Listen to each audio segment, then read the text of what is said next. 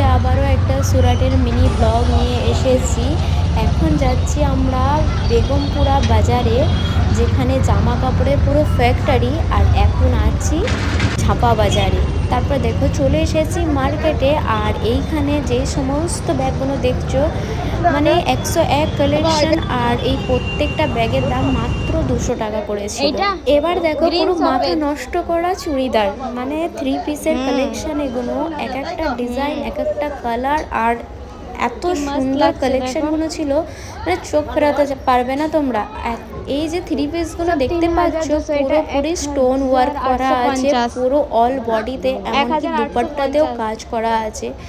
এক একটা ডিজাইন, এক একটা রকম। এই ব্ল্যাকটা দেখো, হোয়াইটটা দেখো, আর একটা তোমাদেরকে দেখাচ্ছি বটল গ্রিন কালারে, যেটা দেখলে মানে তোমরা চোখ ফেরাতে পারবে না, এত সুন্দর। আর এইখানে যে কটা ড্রেস দেখলে, এখানের ড্রেসগুলোর প্রাইস ছিল 1,500 থেকে শুরু করে 3, 3.5, 5,000 পর্যন্ত আছে।